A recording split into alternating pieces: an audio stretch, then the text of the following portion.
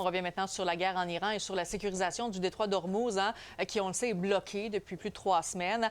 Ottawa, hier, a signé une déclaration conjointe avec la France, le Royaume-Uni, l'Italie, l'Allemagne, les Pays-Bas et le Japon, dans lequel le pays s'engage à contribuer à sécuriser ce point de passage stratégique dans le Golfe Persique. Et pour en parler, Stéphane Roussel, professeur titulaire à l'ENAP, qui est avec nous. Bonsoir, M. Roussel. Bonjour, Mme Rivet. Donc, d'abord, là, concrètement, c'est dans quelle mesure que le Canada pourrait être appelé à intervenir sur le terrain? Bien, première chose, là, on va dire, on ne sait rien. C'est une déclaration qui est très générale. On spécule là, pour l'instant. Donc, de quelle forme ça pourrait prendre? D'abord, je pense qu'on peut dire ça ne sera pas, on le souhaite vivement, en tout cas, que ce ne sera pas une mission de combat. Il n'est pas question d'aller se battre aux côtés des Américains ou d'entrer être un belligérant au conflit. Ce qu'on peut plus évoquer, c'est si les conditions s'améliorent, si un cessez-le-feu, si les belligérants acceptent de s'asseoir et de négocier, bien, ça va être d'assurer la sécurité, notamment dans le détroit d'Ormuz. Entre autres, il va falloir probablement enlever des mines que l'Iran a peut-être mis dans la région, de s'assurer aussi que tout le trafic se fait bien. Bref, je pense que le Canada veut d'abord, le gouvernement Carney veut dire on fait quelque chose, on est prêt à faire quelque chose si ça devient nécessaire, et on est prêt à le faire avec nos alliés européens. Ça, c'est l'autre aspect important de la chose, c'est un signal qu'on envoie aux Européens aussi. Mais quand même, pourquoi le Canada a décidé de signer justement cette déclaration conjointe avec ces autres pays européens? Vous dites que c'est pour dire, bien, nous aussi, on est quand même avec vous, donc c'est plus une stratégie politique?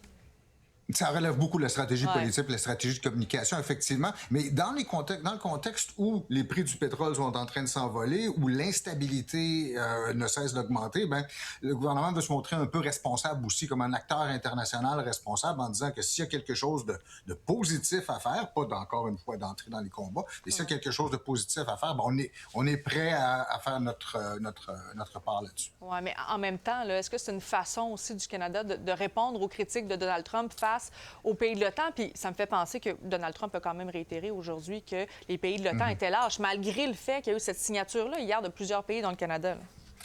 Oui, à l'évidence, ça ne le satisfera pas, et je pense pas, en fait, j'espère aussi que le gouvernement Carney n'a pas la prétention de vouloir amadouer Trump. On a vu dans le passé que ça ne fonctionne pas, de ne pas tabler là-dessus.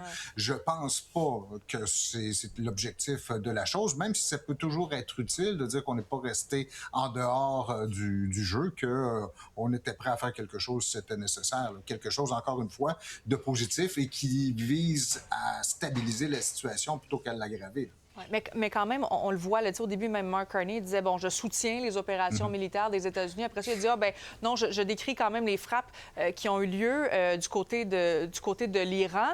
Mais somme toute, est-ce que le Canada devrait faire plus actuellement pour aider à la résolution du conflit, ou dire, c'est vraiment la guerre des Américains et d'Israël?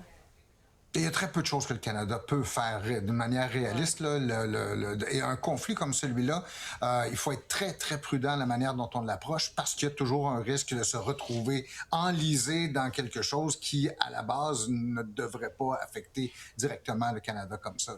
Effectivement, M. Roussel. Merci beaucoup d'avoir été avec nous ce soir encore une fois. Ça me fait grand plaisir. Merci de l'invitation.